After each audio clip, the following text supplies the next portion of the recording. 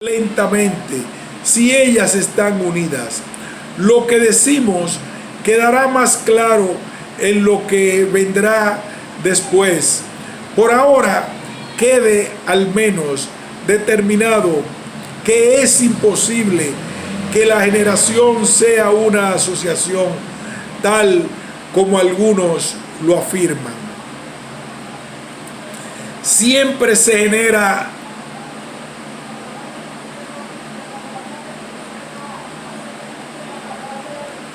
algo, y a partir de algo, digo, por ejemplo, que lo sano se genera de lo enfermo y lo enfermo de lo sano, o lo pequeño de lo grande y lo grande de lo pequeño, y del mismo modo todas las demás cosas, pues si hubiera generación absoluta, algo podría generarse absolutamente de lo que no es, con lo cual sería verdadero decir que hay cosas de las cuales es atributo el no ente.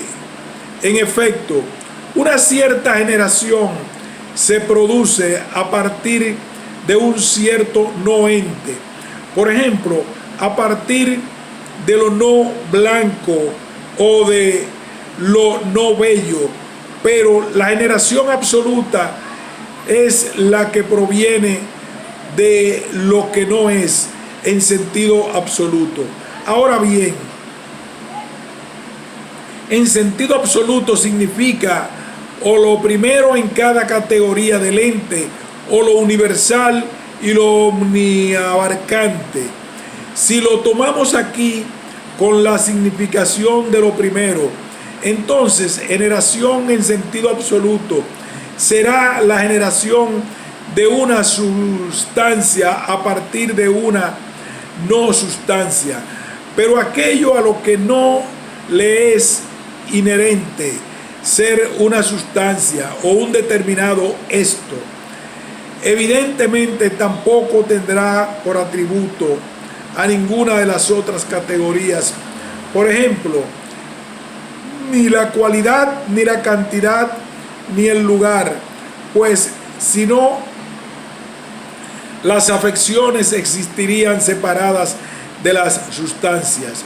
En cambio, si en sentido absoluto significa llanamente el no ente, esto equivaldrá a una negación universal de todas las cosas, y en consecuencia lo generado se generará necesariamente de la nada. En otro lugar y con más amplitud hemos analizado las dificultades concernientes a estos temas y formulamos las definiciones correspondientes, pero ahora debemos decir en pocas palabras que en un sentido hay generación a partir del no ente absoluto, mientras que en otro siempre tiene lugar a partir de lo que es. En efecto, lo que es potencia, pero no en acto, forzosamente debe ser considerado como preexistente según los dos sentidos mencionados.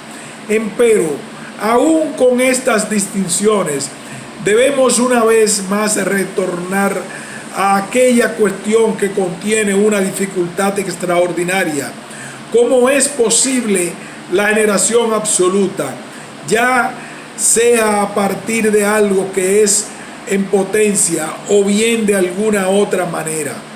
En efecto, se puede poner en cuestión que exista generación de la sustancia y de un determinado esto, pero no de la cualidad, de la cantidad y del lugar, y del mismo modo en lo que respecta a la corrupción, porque si algo se genera, es evidente que habrá una sustancia en potencia y no en acto, de la cual procederá la generación y en la cual necesariamente se transformará lo que se ha destruido. Ahora bien, ¿acaso alguna de las otras categorías pertenecerá en acto a este ente recién mencionado? Con esto quiero decir, por ejemplo, ¿acaso aquello que solo en potencia es un esto y existe, podrá poseer una cantidad, una cualidad o un lugar, aunque en sentido absoluto no sea un determinado esto y no exista?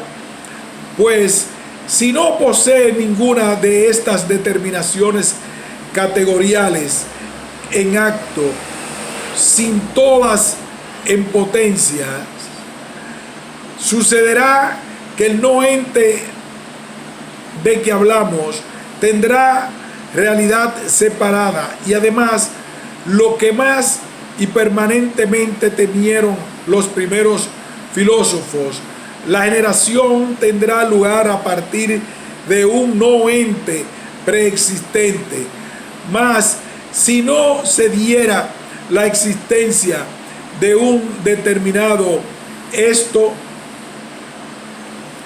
o de una sustancia, y si en cambio la de alguna de otras categorías mencionadas, entonces las afecciones estarán separadas de las sustancias, tal como se dijo. Debemos ocuparnos de estos temas hasta donde nos sea posible y de cuál sea la causa de la generación continua, tanto de lo absoluta como de la parcial, visto que una causa está constituida por aquella fuente de donde decimos que posee el principio del movimiento, y que la materia también es una causa. Es preciso examinar esta última. En lo que respecta a la causa primera, dijimos antes en nuestros tratados que el movimiento que existe, algo que está inmóvil durante todo el tiempo, y por otro lado, algo eternamente en movimiento. Pero de estos dos principios, las precisiones sobre el principio inmóvil son tarea de una filosofía primera y diversa de esta, que nos ocupa. En cambio, en lo que respecta a aquello que gracias a su movimiento continuo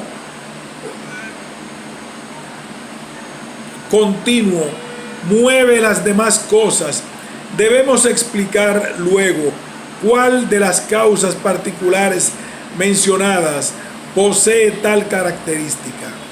En el momento presente nos toca hablar de la causa clasificada en el orden de la materia, en virtud de la cual la corrupción y la generación nunca faltan en la naturaleza.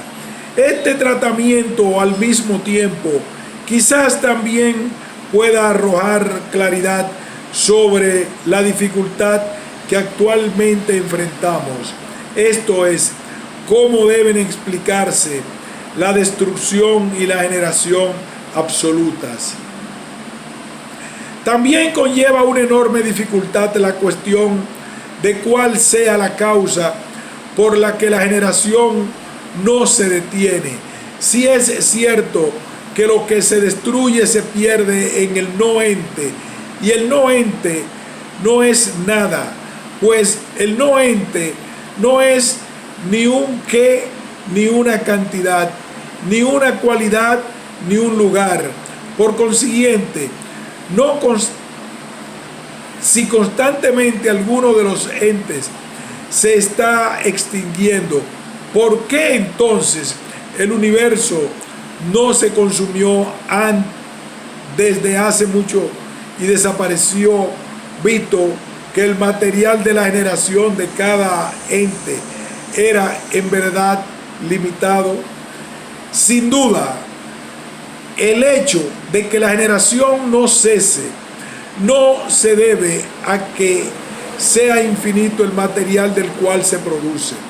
Esto es imposible, porque nada es infinito en acto, sino solo potencialmente en su división. Y en consecuencia, sería preciso pensar que solamente existe esta generación, una generación incesante, porque en ella siempre se generaría algo cada vez más pequeño. Sin embargo, esto no es lo que actualmente vemos. ¿Acaso la necesidad de que el cambio sea incesante se debe a que la destrucción de una cosa es generación de otra y la generación de una es destrucción de otra?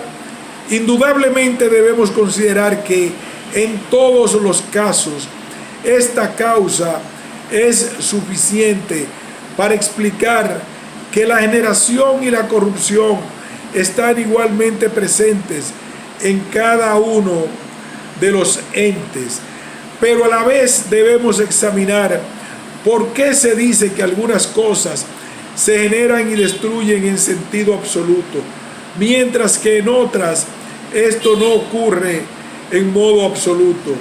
Si en efecto el mismo proceso que es generación de una cosa es destrucción de otra, y la destrucción de la una es generación de la otra.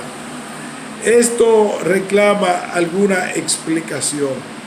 Así, nosotros decimos que algo se destruye ahora en sentido absoluto y no meramente que esta cosa determinada se destruye. Y llamamos a este proceso generación absoluta y a aquel proceso de destrucción. En cambio, decimos que esto llega a ser algo, pero no que ese genera en sentido absoluto. En efecto, decimos que el que estudia llega a ser instruido, mas no que se genera en sentido absoluto. A menudo expresamos una distinción entre los términos que significan un determinado esto y los que no lo hacen. Y en virtud de esta generación tiene lugar la cuestión que estamos indagando. Es importante entonces precisar aquello en que cambia lo que cambia. Por ejemplo, el proceso que desemboca en el fuego es quizás una generación absoluta, pero hay corrupción de algo, por ejemplo, de tierra. Sin embargo, la generación de la tierra es una generación relativa y no una generación absoluta, pero es destrucción absoluta, por ejemplo, del fuego. Así ocurre en la doctrina de Parménides, que afirma dos términos del cambio, el ente y el no ente, diciendo que son fuego y tierra. Por lo demás, el que se supongan estos elementos u otros semejantes en nada altera la cuestión, pues nosotros investigamos el modo en que se da el cambio y no el sujeto del mismo. Por tanto, el pasaje al absoluto no ente constituye la destrucción absoluta, mientras que el pasaje al ente sin más es la generación en sentido absoluto. Y de los términos en que el proceso se delimita, ya se trate de agua y tierra o de otra pareja, uno será el ente y el otro el no ente. Así pues, y a causa de lo dicho, generación y destrucción absolutas difieren de las no absolutas de acuerdo con una primera modalidad. En cambio, de acuerdo con otra modalidad, diferirían según la cualidad de la materia subyacente. Porque en la medida en que las diferencias de dicha materia indican un determinado esto, más es ella una sustancia. pero si indican una privación, ella es un no ente. Por ejemplo, si bien lo caliente es una categorización positiva, una forma, la frialdad es una privación, y así la tierra y el fuego se distinguen según estas diferencias. Sin embargo, el común de la gente le parece que la mayor diferencia es la que se da entre lo perceptible y lo no perceptible, pues siguen diciendo que hay generación cuando el cambio culmina en una materia perceptible, y que hay corrupción cuando culmina en una materia imperceptible. Así definen al ente y al no ente por el ser y no ser percibido. De modo que resulta que lo conocido es y lo no conocido no es, ya que la percepción posee para ellos poder de ciencia.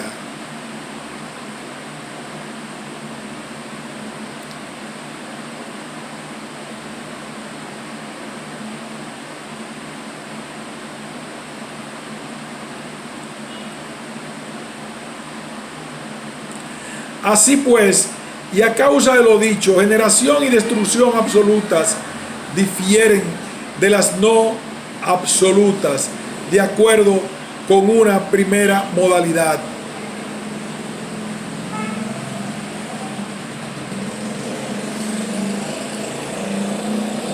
Así definen al ente y al no ente.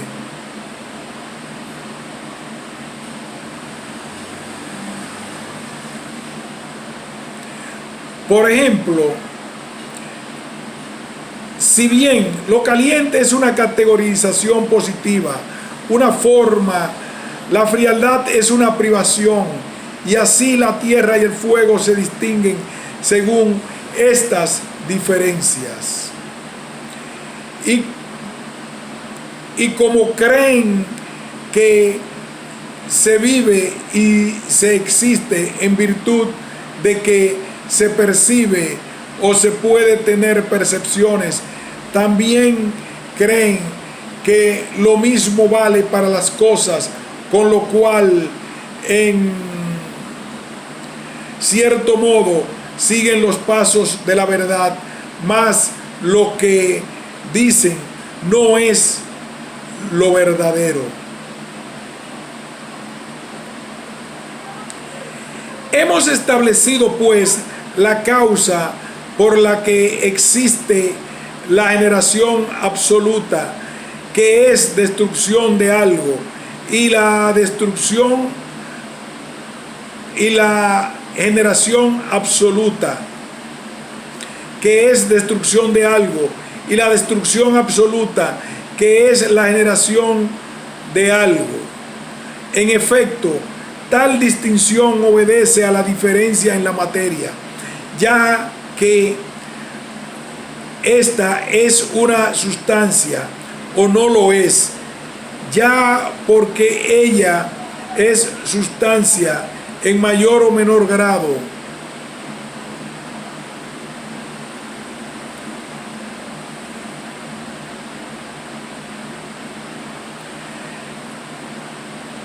Punto.